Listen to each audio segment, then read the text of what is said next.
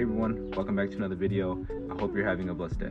Sometimes God doesn't change your circumstance because he's changing you. Sometimes God uses the pain in our lives to shape us into the person he wants us to be. In James 1 verses 2, count it all joy, brothers and sisters, when you face many trials, because we know through the testing of our faith, it produces perseverance. If you pray to God and God has not changed the circumstance in your life, remain faithful and diligently seek the Lord. And when you pray for God to take away something in your life, like a certain situation, if God hasn't taken it out of your life, he's maybe using that situation to help you grow with him, to help you get closer to him. Sometimes God uses the pain in our lives to bring us to him. Remember, pain has purpose in our lives. God uses pain to bring us to him, to help us grow with him. We know that the testing of our faith, it produces perseverance. It helps us elevate in the spirit. Sometimes it takes painful experiences to change our ways, but we can learn so much from these painful experiences, and God uses pain to form us into the person he wants us to be. And we must understand something: pain builds character, and God uses pain to build your character. If God has not taken away a certain circumstance in your life, he's maybe using that circumstance to change you. When God has not changed a circumstance for you yet, remain patient. Those who are patient upon the Lord, those who wait upon the Lord, will renew their strength. God uses pain to mold us into the person he wants us to be. And just like Job, for example, right? He went through trials and tribulations. He lost his family. He lost his house. He trusted in God and remained faithful to God. And God ended up restoring double of what he lost. Job diligently sought the Lord, and he was rewarded. Hebrews 11 verses 6. It is impossible to please God without faith. He who comes to him must believe that he is the rewarder of those who diligently seek him. God rewarded Job and restored double what he lost. When you're going through these circumstances and these situations, trust God and remain faithful, because remember, it is impossible to please God without faith. And it might be hard to trust God, and you might not know what his plan is, but that's okay. Trust God and remain faithful and remain steadfast for him. Remain loyal to him and stay firm in your faith. In Ephesians 3:20, to him who is able to do exceedingly abundant over what we ask or think. God can do exceedingly abundant over what we ask and think. Sometimes God removes certain people from our lives. Sometimes God removes certain environments around us.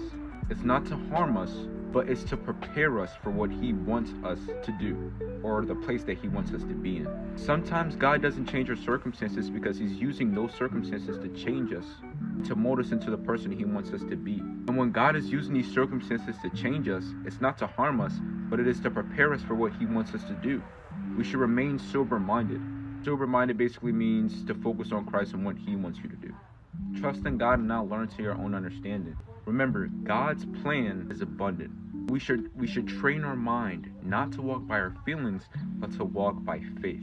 If God has not changed the situation for you, remain faithful and trust in God, because he is worth it.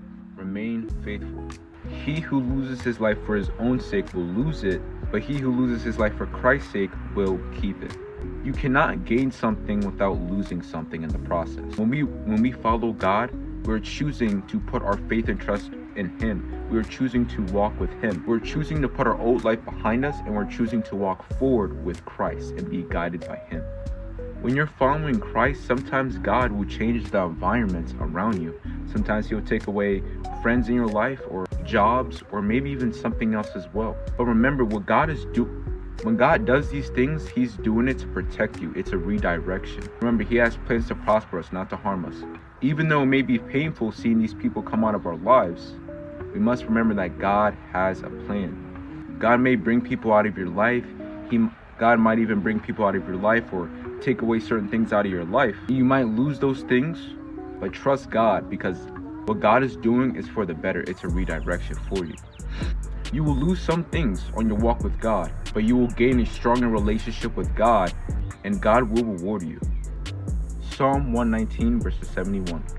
It was good for me to be afflicted, that I may know your statutes. In moments of affliction, when pain comes into our lives, this brings room for spiritual growth. 1 Corinthians 1 verses 8 through 10. It talks about how God will deliver us and how we put our hope in God. We know in 1 Corinthians 1 verses 8 through 10, God will deliver us and we can place our hope on him. So remember, even in times of afflictions, it can help us know God's statutes. It can help us grow in our walk with Him. Sometimes God doesn't change our circumstances because He's changing us. Instead of asking God to take out all your fears and hardships and trials in your life, ask Him to give you the strength to get through it. Ask God, what can I learn from these trials and tribulations? Instead of asking God just to remove it, ask Him to give you the strength to get through it. Ask God, what can I learn from this? And how can this help me grow with you? Ask Him to give you more dependence on Him. Pain brings room for growth, and it develops our character. It involves us into the person God wants us to be. Instead of asking God to take away a hardship, a trial, or tribulation, ask God to give you the strength to get through it. Because remember, even when we are weak, His power is made perfect in our weakness.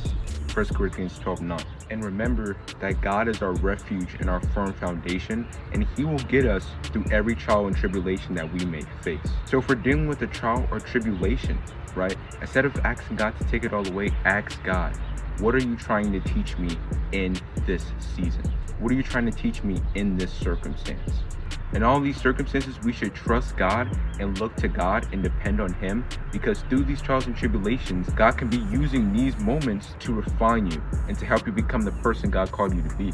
Through fear, through trials and tribulations, through worries in your life, let God fight your battle. Look to God for strength, dependence. Depend on Him. God is a loving Father, and He will help you, and He will sustain you in due time. 2 Corinthians 5:7. Walk by faith and not by sight. Bye everyone, God bless. I'll see you in the next video.